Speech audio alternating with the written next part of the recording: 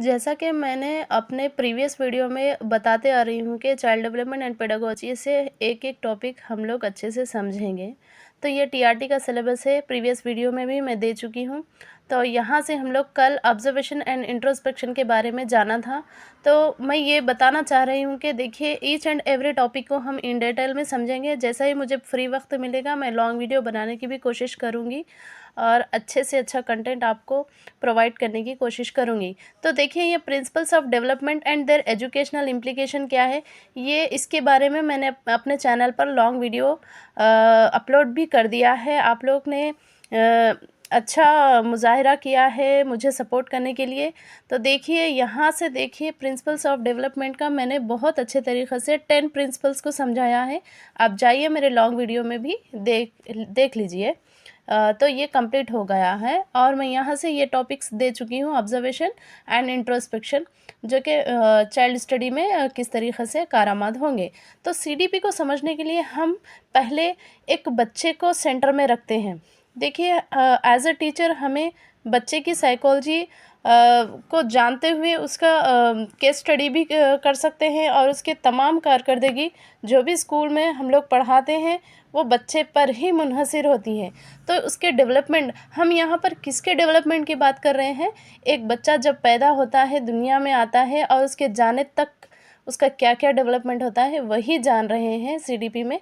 तो यहाँ पर मैं 10 प्रिंसिपल्स को अच्छे से एक्सप्लेन की हूँ, आप देखिए मेरे चैनल पर 10 प्रिंसिपल्स। आज हम स्टेजेस ऑफ डेवलपमेंट देखेंगे, क्या क्या स्टेजेस है डेवलपमेंट के। मैं यहाँ पर मेरे अपने प्रैक्टिस पेपर्स और प्रैक्टिस नोट्स अच्छे हैं, वहीं से क्वेश्चंस आए हैं वही प्रोवाइड कर रही हूँ। देखिए यहाँ पर स्टेजेस ऑफ डेवलपमेंट में मैंने यहाँ से प्रैक्टिस किया था, ये पेपर्स देखिए। स्टेजेस ऑफ डेवलपमेंट कितने स्टेजेस हैं, stages of development,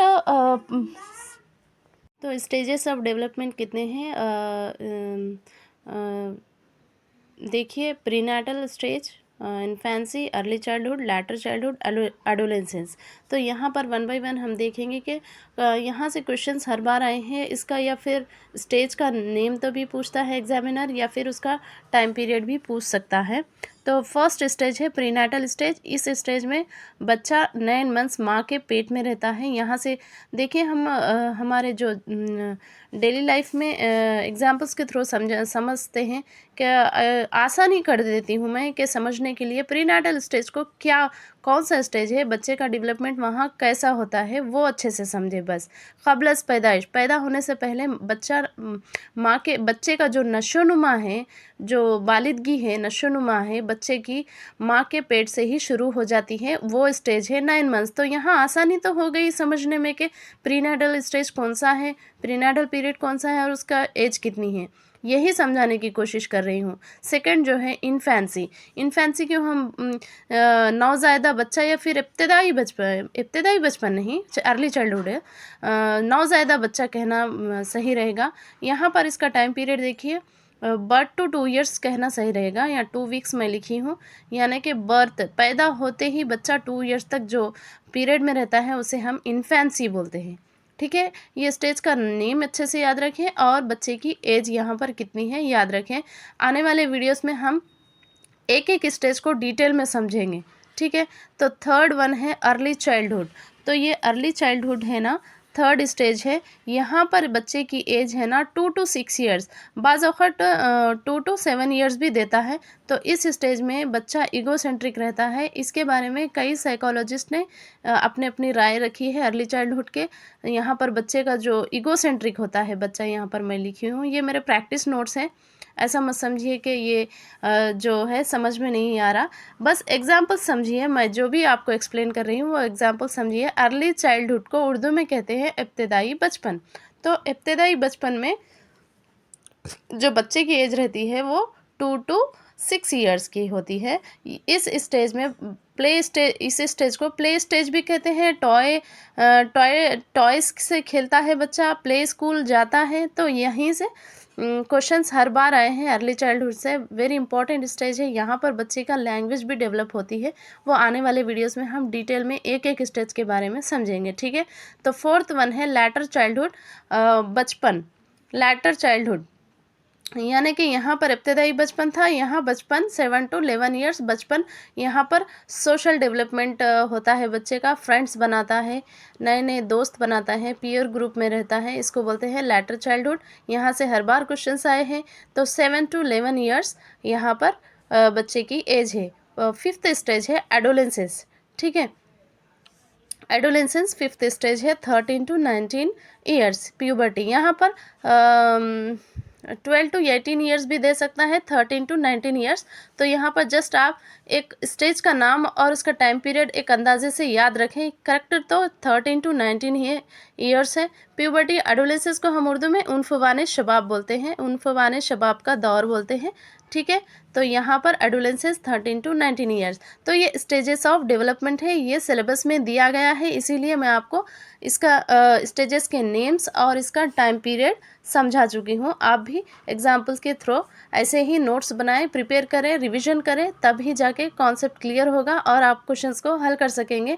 for example मैं यहाँ पर क्वेश्चंस साइकोलॉजी से इस तरीक़े से पूछे जाते हैं। देखिए, ग्रोथ एंड डेवलपमेंट को समझने के लिए आपको थोड़ा तो वक्त लगाना ही पड़ेगा, क्योंकि नशोनुमा बालिदगी, नमू नशोनुमा बालिदगी, ग्रोथ, डेवलपमेंट और मैच्योरिटी से हर बार क्वेश्चंस आते हैं।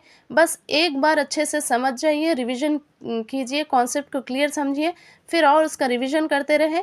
समझिए, समझने से चीज़ें आसान हो जाती है। देखिए, बालिदगी का वो उसूल जिसमें नशोनुमा दरमियानी हिस्से से शुरू होकर जिस्म के बैरूनी हिस्से तक फैलती है। देखिए, ये बॉडी का एक दरमियानी हिस्सा है, body part centre two sides, यानी कि बैरूनी हिस्से तक, यानी कि पहले जो दरमियानी हिस्सा होता है हमारा, जैसे कि रीढ़ की हड्डी से लेकर हाथ पैर बाद में बनते हैं, इसको बोलते हैं प्रॉक्सिमो डिस्टल। तो डायरेक्ट क्वेश्चन पूछा गया। देखिए, मैं अपने प्रीवियस वीडियो में 10 प्रिंसिपल समझाई हूँ, ये एग्जांपल्स दी भी हूँ, आप जाकर देखिए, अच्छे से समझिए एग्जांपल्स।